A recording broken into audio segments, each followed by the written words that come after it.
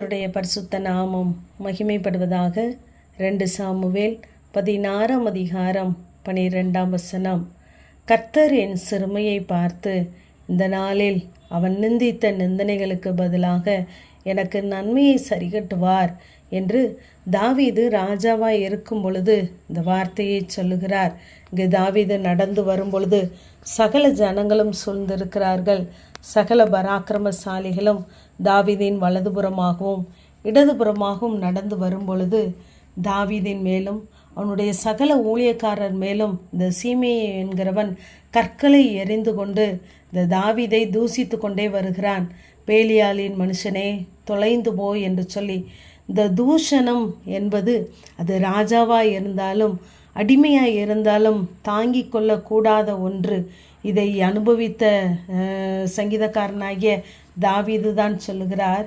69 சங்கீதம் 19-20 தேவரீர் என் நிந்தையையும் என் வெட்கத்தையும் என் அவமானத்தையும் அறிந்திருக்கிறீர். என் சத்துருக்கள் எல்லாரும் உமக்கு முன்பாக இருக்கிறார்கள். நிந்தை என் இருதயத்தை பிளந்தது, நான் மிகவும் வேதனைப்படுகிறேன் என்று சொல்லுகிறார். நிந்தை என்பது நம்முடைய இருதயத்தை பிளக்கிற ஒன்று. நம்முடைய வாழ்க்கையிலே அடுத்த கட்டத்திற்கு நாம் போக முடியாதபடி நம்மை அப்படியே ஆழ்த்துகிறது. ஆகவே இப்படிப்பட்ட பாதையின் வழியாய் நீங்கள் பிரவேசிப்பீர்களானால் கர்த்தர் உங்களை பலப்படுத்துவாராக.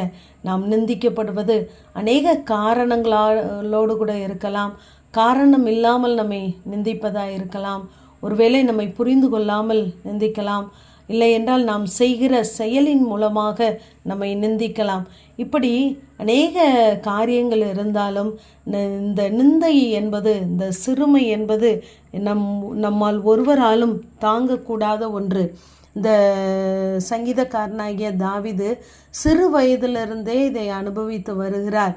அவரை அபிஷேகம் பண்ண வரும்பொழுது கூட அங்கு சாமுவேலிடம் தகப்பன் சொல்லுகிறார், எல்லாருக்கும் ஒருவன் இளையவன் இருக்கிறான், அவன் ஆடு மேய்த்து கொண்டு இருக்கிறான் என்று சொல்லுகிறார். அவன் செய்கிற அந்த வேலையை குறித்து அங்கு நிந்திக்கப்படுவதாக, அற்பமாய் எண்ணப்படுவதாக நாம் பார்க்கிறோம். இங்கு அடுத்ததாக சகோதரர்களை யுத்த களத்திற்கு சென்று விசாரிக்கும் பொழுது இந்த சகோதரர்கள் சொல்லுகிறார்கள், உன் இடம் வனாந்தரம் தானே, ஏன் இங்கே வந்தாய், உன்னுடைய முகாந்திரம் என்ன என்றெல்லாம் கேட்கிறார்கள். அவர்கள் நிந்திப்பதை அவன் பெரிதாக எடுத்துக்கொள்ளவில்லை. அவன் நிந்தித்ததை கண்டு அவன் போயிருந்தால் அங்கு ஜெயம் இல்லாமல் போயிருக்கும். ஆகவே கர்த்தர் எதை செய்தாலும் நன்மைக்கே செய்வார் என்று தாவீது நன்றாக அறிந்திருந்தார். தாவீது ஆடு மேய்க்கும் பொழுது அங்கு அவருக்கு பட்டயம் பிடிக்க தெரியாது. ஆனால் கர்த்தர் அவனை அரசனாக்கின பின்பு அவன் கைகளை போருக்கும் அவனுடைய விரல்களை யுத்தத்திற்கும் படிப்பித்தார். இங்கு 23 சங்கீதத்திலே நாம் பார்ப்போமானால் மெய்ப்பனால் நடத்தப்படுகிற ஒரு ஆரம்பத்தை நாம் பார்க்கலாம். ஆனால் முடிவிலே கர்த்தருடைய வீட்டிலே நிலைத்திருக்கிறதான அப்படிப்பட்ட ஒரு பாக்கியத்தை பெற்றார். இந்த தாவீது தான் ராஜாவாக இருக்கும் பொழுது இந்த சம்பவம் நடந்து வருகிறது. அப்பொழுது அவர் சொல்லுகிறார், உங்களுக்கும் எனக்கும் என்ன, அவன் என்னை தூசிக்கட்டும், தாவீதை தூசிக்க வேண்டும் என்று கர்த்தர் அவனுக்கு சொன்னார்.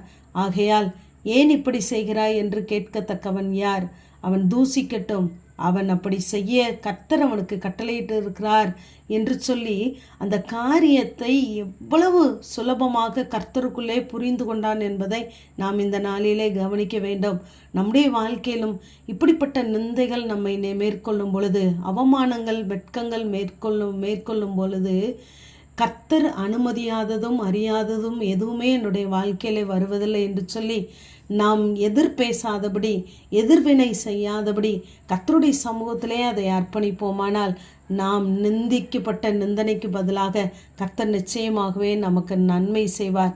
ஆகவே கர்த்தரை நம்பியிருப்போம், கர்த்தர் நமக்காய் யுத்தம் செய்வார். ஆமேன். ஜெபம். பிதாவாகிய தேவனே, குமாரனாகிய இயேசு கிறிஸ்துவின் நாமத்தின் மூலமாய் உடைய சன்னிதானத்தில் வருகிறேன். கர்த்தர் என் சிறுமையை பார்த்து இந்த நாளிலே அவன் நிந்தித்த நிந்தனைக்கு பதிலாக எனக்கு நன்மையை சரிகட்டுவார் என்ற வேத வார்த்தையின்படி இந்த நாளும் நிந்திக்கப்பட்ட இருதயத்தோடு உடைக்கப்பட்ட இருதயத்தோடு உடைய சன்னிதானத்தில் இருக்கிற உடைய பிள்ளைகளை கர்த்தர் கண்ணோக்கி பார்ப்பீராக. நன்மை செய்யும்படியாய் ஜெபிக்கிறேன். இயேசுவின் மூலம் ஜெபம் கேளும் எங்கள் நல்ல பிதாவே. ஆமென்.